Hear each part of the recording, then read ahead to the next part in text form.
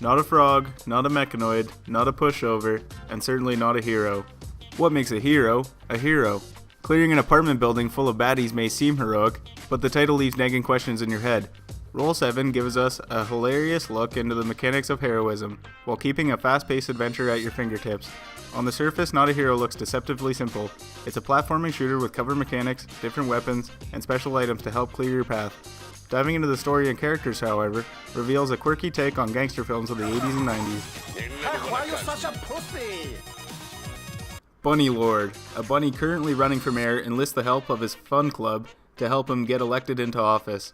The only problem is the city is being harassed by a number of gangs, each of which has to be dealt with in their own way.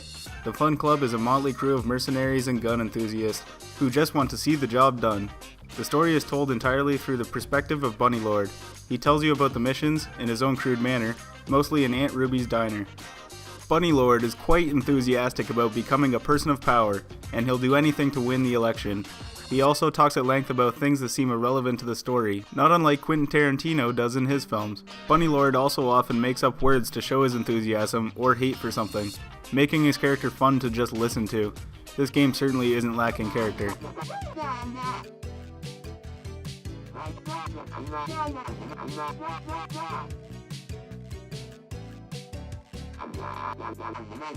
Not a Hero is a 2D side-scrolling shooter with a variety of weapons, enemies, and objectives. Everyone has the same vulnerability to bullets, putting you on a level playing field with your enemies. This adds a dynamic to runs, by making it near impossible to take on large groups without the help of some special weapons or tactics. Each move you make must be methodical, or face the onslaught of enemies that is just around the corner. Having a regenerating life bar is helpful in long levels, but doesn't feel like a crutch because of the time needed to fill it. The gameplay feels well balanced, and rewards skilled players while torturing novices.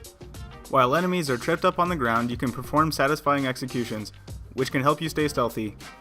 You can't be shy about busting into a room guns blazing, because it could be your only option, and damn is it fun.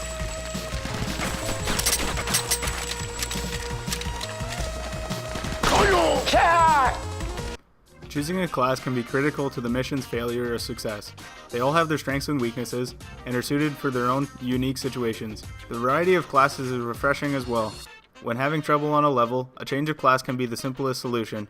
You will almost be forced to switch classes at some point, as it is difficult to navigate every level in the game using only one class's movesets. The classes all relatively use the same mechanics, but with different weapon types, speeds, and ammo caps. They all manage to feel different. Steve and Samantha are fairly easy to use straight shooters, and Samantha being able to shoot, reload, and run at the same time is a definite advantage. Cletus and Mike are shotgun wielders, but have distinct attributes. Cletus has a 5-shell pump shotgun, while Mike prefers a more powerful double-barreled shotty. Jesus and Clive make sprinting through levels a breeze, being able to shoot and run and having special abilities like booting down doors and spinning executions. The classes are well balanced with few exceptions, and playing every one of them adds something to the dynamic of not being a hero. Now catch me. Look him!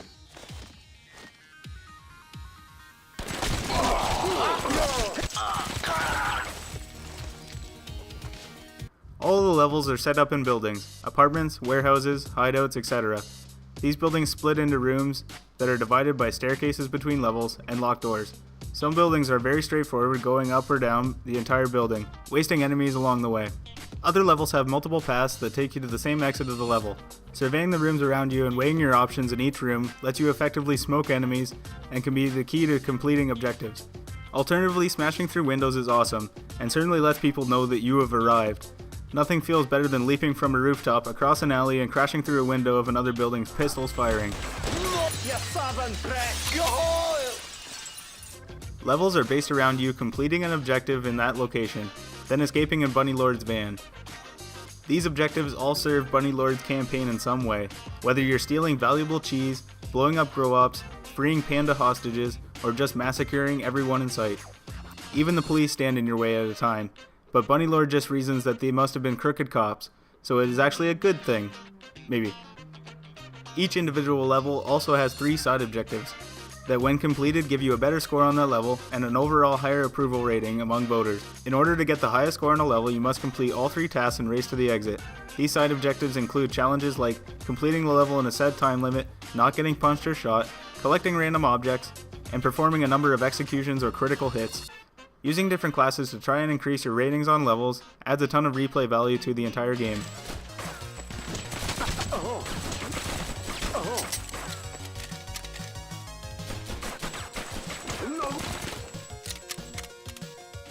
Enemies come in a variety of difficulties and weapon types. Many of these enemies in Vodkaville and Brethren Park are relatively easy to defeat, but when they come in mass, they immediately become more of a threat. These enemies mostly range from easily manageable to approach with caution. Enemies also have the ability to knock you back with a punch if you get too close. This knocks you out of cover and leaves you open to rapid bullet fire. It's best to approach enemies when facing away from you, making sneak attacks and executions easier to pull off. However, often you have no choice but to engage in a firefight, take cover, and wait for an opening. Sushi Central is where enemies get significantly more difficult. Many enemies have rapid-fire weapons capable of killing you before you are able to react. This section also exclusively features ninjas that are capable of killing you in a single blow if you get too close. Super ninjas also make an appearance later in Sushi Central, and they make regular ninjas look like bullet bait. Super ninjas have all aforementioned abilities, as well as being capable of dodging bullets. Super ninjas are very difficult to defeat with non-shotgun classes, making other classes feel kind of outmatched in later levels. Each class is completely capable of defeating a super ninja, but not using a shotgun is hardly a game plan for completing levels, seeing as only a few super ninjas in each level could be the end of an otherwise solid run.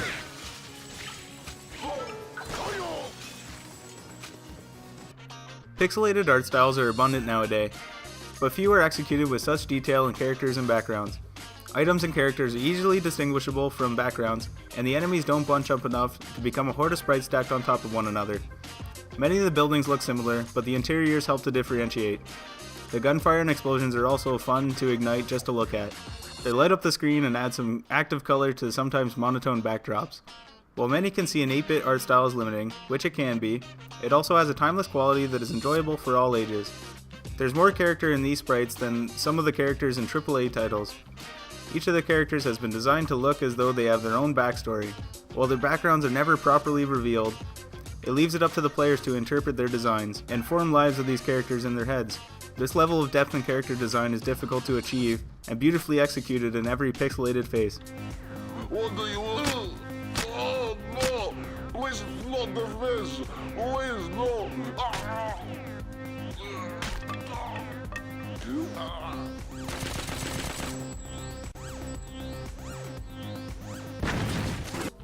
For an 8-bit soundtrack, we didn't manage to get any songs stuck in our heads.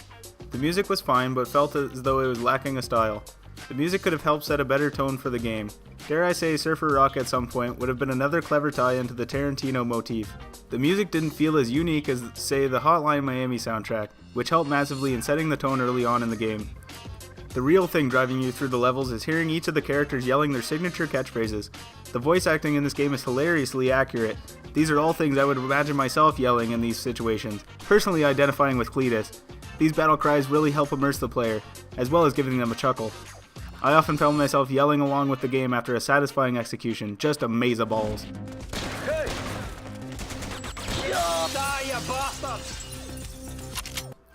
One thing I had issue with was the lack of checkpoints in the game. I'm not sure if they would interfere with some of the objectives, but some of the specific levels felt like they were needed. Checkpoints aren't needed in every level, considering some of the levels can be completed in under a minute. Just the long levels felt even longer when your run would be ended close to the exit, with the only option of repeating the entire level.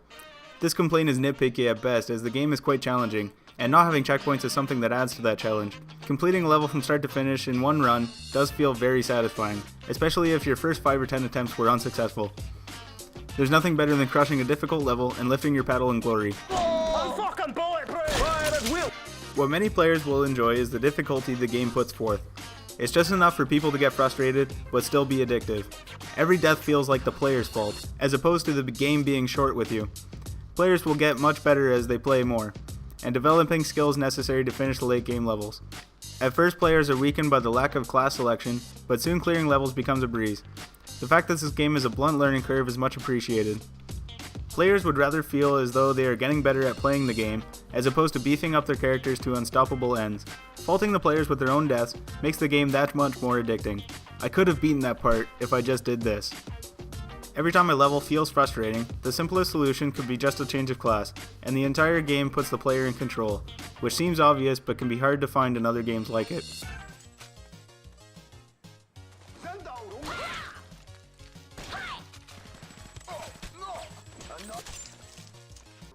On the surface, Not a Hero is a simple shoot 'em up.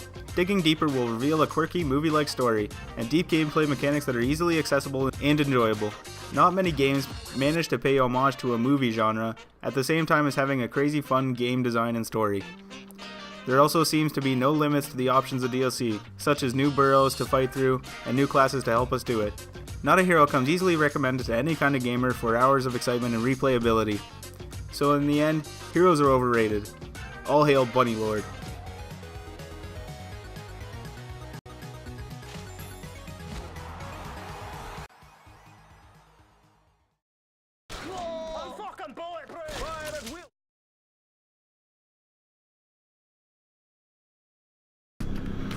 Don't forget to subscribe and share.